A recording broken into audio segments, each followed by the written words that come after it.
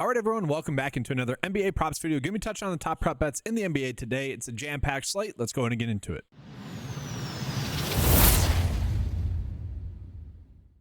All right, so first and foremost, when we just look at the 9-to-5 PrizePicks board right now, we're going to see that we have one really great bet that's standing out, as well as, another few decent EV bets. So the first one is going to be Jalen Green to get under his fantasy score, which is one that I don't know if I precisely agree with. This is more, I'm assuming, kind of due to the matchup here with Detroit, who has strangely been pretty good at guarding opposing guards to the point where they have made it difficult for guards to score. And we can see Jalen Green has been a little bit hit or miss. And we pull up his game log, we can see that he has been consistently getting that under. Now that is partially due to some of the games just being blowouts as well.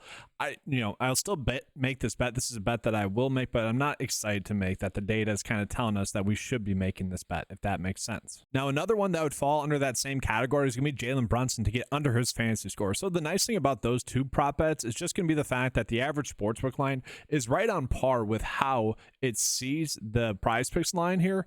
And when you combine all the data points together, it is favoring the under pretty immensely there. And I also like the fact that the projection data is also favoring the under there for Jalen Brunson as well. Now, the thing with this bet is that it's a pretty good matchup, I would say, going against the Pacers here. But we can see he has been kind of a little bit hit or miss. Definitely better the last two games against Atlanta and Charlotte, two easier matchups as well. So we'll see. I kind of expect this one to be tight. Again, like I'm making these two bets. I'm not excited to make these two bets, but the data is telling us to, so we should be doing that. And then from there, the next best EV bet that we have is going to be Mikal Bridges to get under 3.5 assists. That's the best pure EV bet that we have.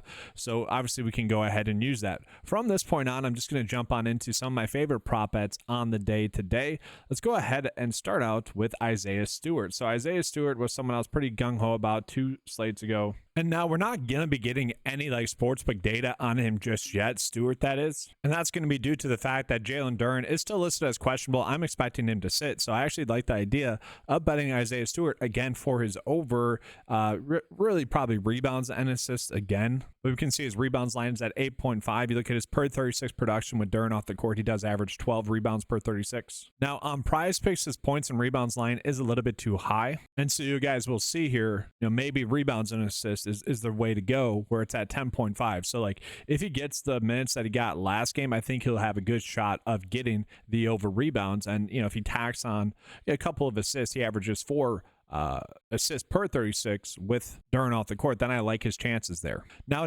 another bet that I like a little bit more than really probably PrizePicks and Underdog are liking here is going to be Tobias Harris for over his points. So again, this is probably one that's better fit for flip or sleeper. We can see the average fantasy score line is actually one of the better bets for the under. So clearly the data doesn't really like this one, but I do. I think with Duren expected to sit, we can see Tobias Harris get a decent amount of run in this game. He averages about 34 minutes, or he's projected to get 34 minutes, averages 33 or so. So a slight increase in minutes in this game. It's a game that's projected to stay close, which is good for Detroit. And if it does stay close, I think Tobias Harris is going to be a big factor in that. Now, you look at his per 36 production with Duren off the court, you wouldn't think it would make a big difference, but he does average 21 points, or 20.8 points, 10.8 rebounds, 2.5 assists, a 29% usage rate, and 40 fantasy points per 36. And so that's where, one, given the matchup, I kind of like the matchup, but also, two, just given the fact that we can be looking at Tobias Harris to have a good game, I like that idea. You look at his game log, he's basically been right around there, and again, hoping that the game stays close, I do think that increases his likelihood of getting this over. So one player that I was on pretty heavily in the last slate was Goga, and that was because Wendell Carter and Banchero were out, and some of the lines that we were getting on him were just a little bit too low concerning the role that he was going to play, and he did get the over. That was great. Now I think the lines are a little bit too tight because we saw how many minutes he got. He only ended up getting about 28 minutes in the last game, and so I would love to bet on him given the situation here, but it's also a spot where we probably shouldn't be targeting it. Now, another spot that I kind of like is going to be looking at Trey Mann to get over 12.5 points in this game. Trey Mann is someone that should be in for increased usage and workload in this game because they're going to be without Miles Bridges, they're going to be without Mark Williams, they're going to be without Nick Richards, and he has actually shifted into a decent amount of minutes when that has occurred.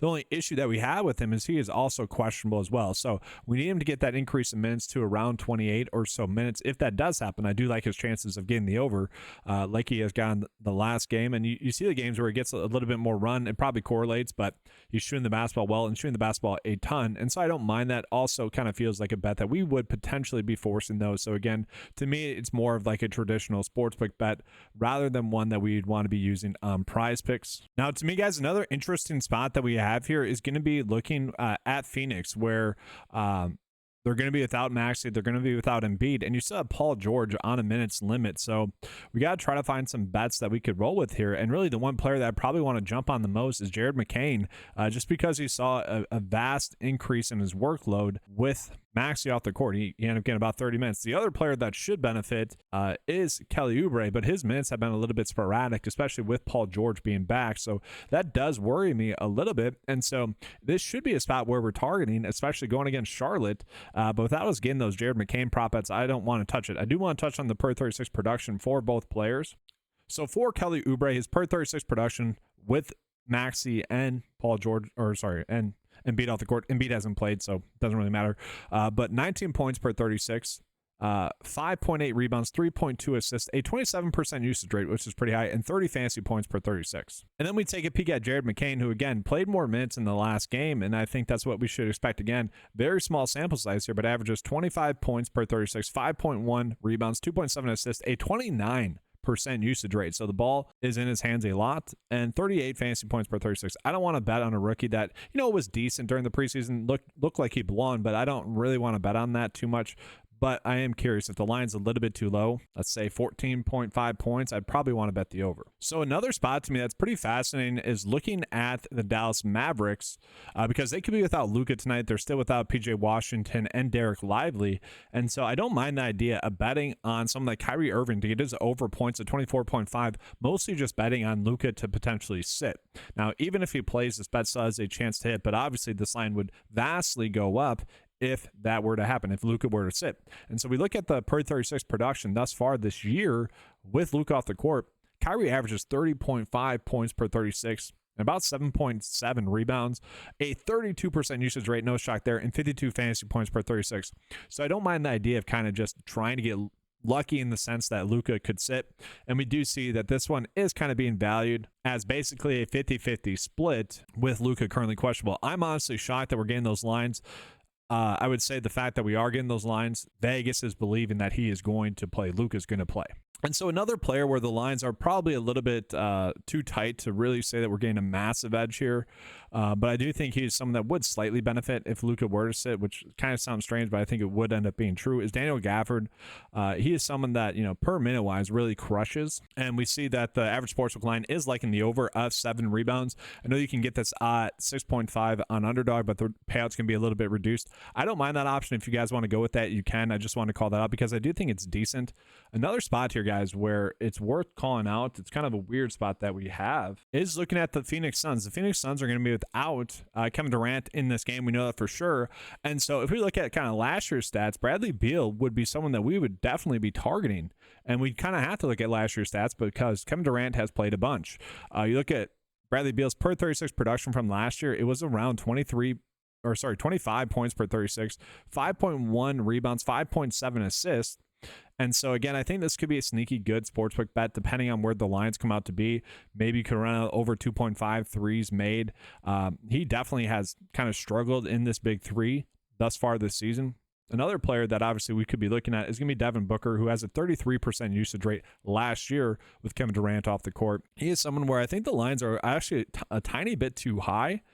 Looking at last year's data, like the only one I could find where we have maybe an edge is his assist, and that's just because obviously he's been crushing that thus far this year. But last year, his assist line was actually 7.3 per 36 with Kevin Durant off the court. So not exactly a lock and load.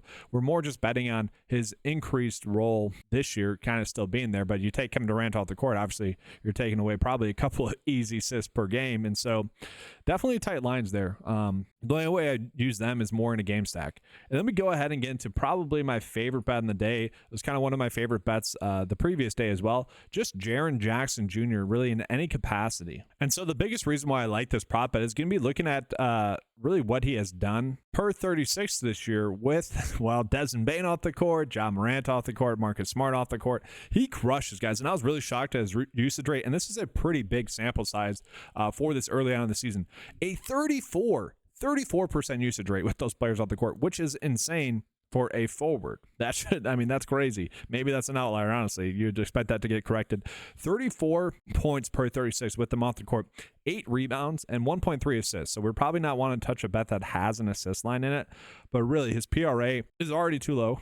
Like, we clearly see that. His fantasy score is going to be a little bit too low. Now, the matchup's a concern. We do worry about the minutes that he's going to get, and I would assume that's why we're still not getting lines there, and also because Memphis has a lot of players out. I would assume that's why we're not getting any Vegas lines to be able to compare that line against, but it is certainly interesting. Let's stick with Memphis here. I do want to talk about Jalen Wells. Jalen Wells' points are a little bit too low, assuming that the game stays close. He is someone that averages 16 points per 36 with those players off the court. And obviously, if the game were to stay close, that would increase the likelihood for him to be able to get this over. You know, I really don't hate doing a little bit of a game stack here. You saw that yesterday with Brooklyn, where I kind of mentioned I like Claxton and Dennis Schroeder for some of their overs, but the game wasn't likely to stay close. They're actually like 6-point dogs or 6.5 point dogs in that game. Now that could happen here. They're going against like Portland, so I don't think we should be too worried about that. But again, you're taking away some of their best players. It is a little bit of a concern. So I do like the idea of running out a little bit of a game stack here where we're doing Jackson for his over points and then Jalen Wells over points as well, just hoping that those minutes are there for him. And then real quickly, guys, we'll just show you guys the underdog board as it currently sits right now. Not that many EV bets. If you guys are someone that obviously does EV betting, not many there. And then real quickly, I do want to show you guys some of these EV bets that we have on some of the traditional sports books. Okay, so we got a lot of edges right now. A lot of lines where they're off compared to the average sportsbook line. Lots of them are FanDuel. I want to show you guys this. So if you guys are some of the bets on traditional sites, this is going to be a good option for you there as well. So with that, guys, let's go ahead and get into kind of a summary of my favorite bets for the day. Obviously, these ones, you should be targeting these ones anytime we're getting an edge on one of the sports books. So looking at the bet of the day, just in general, this is more for your traditional sports books, or just in general, some of my favorite bets on the day. These did not go well yesterday, just as an FYI. The PrizePicks bets did much better, where we're chasing those like EV bets. But I do like Jaren Jackson Jr. to get his over points. I do still think we could get to Goga 9.5 rebounds for the over, but it is a little bit too tight. Bradley Beal for his over PRA, I think is just the best one. Again, if you combine his like data from last year, he should be able to get that over. Kyrie to get over 24.5 points, really just hoping that Lucas sits. I think Isaiah Stewart and Jaren Jackson Jr. are just two of the best bets that we are currently getting today. Jalen Wells for his over points, I think that does work well with Jaren Jackson Jr. over points. And then Trey Mann, just hoping that those minutes are still there for him in this game, especially in a game where Philly is going to be without Maxey and you have Paul George on a minutes limit. You know, Charlotte should be able to keep that game close. And then kind of the simple bet of the day for PrizePicks is just going to be running out Jalen Green for under his fantasy score and Jalen Brunson for under his fantasy score as well. If you guys want to attach the Mikal Bridges under 3.5 assists as well, that should be a good bet for us as well. But really just those two, as it sits right now, are going to be good bets. But again, if you guys are looking for some other ones, that's why I covered the full slate for you guys in depth there. Make sure to give a like and subscribe to the channel. That'll do it for today's video. If you guys want access to any of the tools that you saw in this video, head on over to 95sports.com. Get access to those for just $10 a month. Use the promo code KeepCashing though, and you'll get the first month for just $8. All right, guys, that's going to do it. Thank you guys for watching. Give a like and subscribe. Comment your guys' favorite prop bet. Thank you guys for watching. Good luck, and as always, let's keep cashing.